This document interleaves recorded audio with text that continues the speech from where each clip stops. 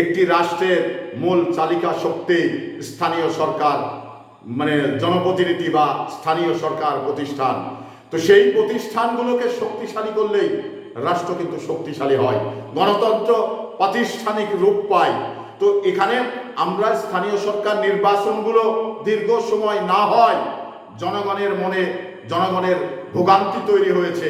তো একটি দেশের স্থানীয় সরকারগুলোকে শক্তিশালী করা দরকার রয়েছে, তৃণমূলকে শক্তিশালী করার দরকার রয়েছে। কারণ তৃণমূলকে শক্তিশালী না করলে দেশ মানে সামনের দিকে এগিয়ে যায় না, দেশ শক্তিশালী হয় না। তাহলে আমাদের কি করতে হবে?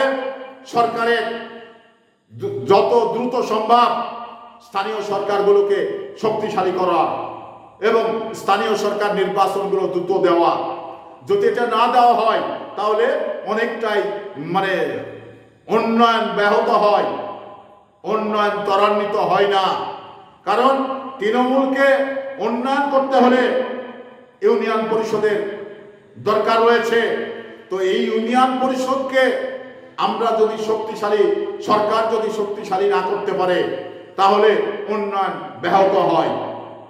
তো এই উন্নয়ন ব্যাহত যখন হয় তাহলে দরকার দ্রুত নির্বাচন। আর এই নির্বাচনে কে বিএনপি করলো, কে জামাত ইসলাম করলো, কে এনসিপি করলো, এটা বড় বিষয় না। স্থানীয় সরকার নির্বাচনগুলো ব্যক্তি ইমেজে নির্বাচন হয়। তো ব্যক্তি ইমেজ যার ভালো থাকে সে নির্বাচিত হয়। তো সেই ক্ষেত্রে আমি সরকারকে, যে সরকার উদ্যোগ নিয়েছে এই উদ্যোগটাকে আমি সাধুবাদ জানাই।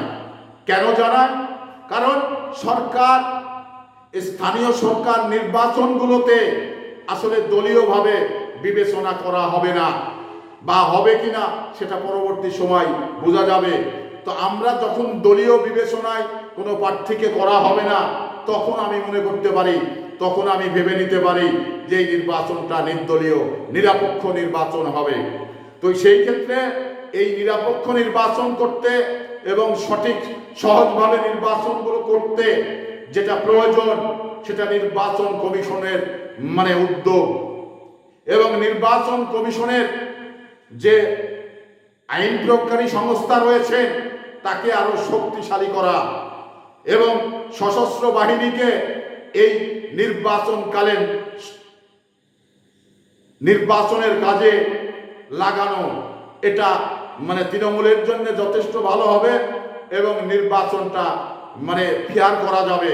কারণ অনেকেই আছেন পেশি শক্তি ব্যবহার করে একাধিক প্রার্থী হন, চেয়ারম্যান প্রার্থী একাধিক হন, সেই ক্ষেত্রে এর একটি দ্বন্দ্ব হতে পারে, ফ্যাসাদ হতে পারে।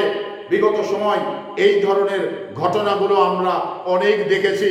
তো আগামীর যে নির্বাচন 2027 সালের প্রথমের দিকেই হবে, সেই নির্বাচনটি অবাধ, নিরপেক্ষ এবং সশস্ত্র বাহিনীর মানে অধীনে এই নির্বাচনটা হওয়া দরকার।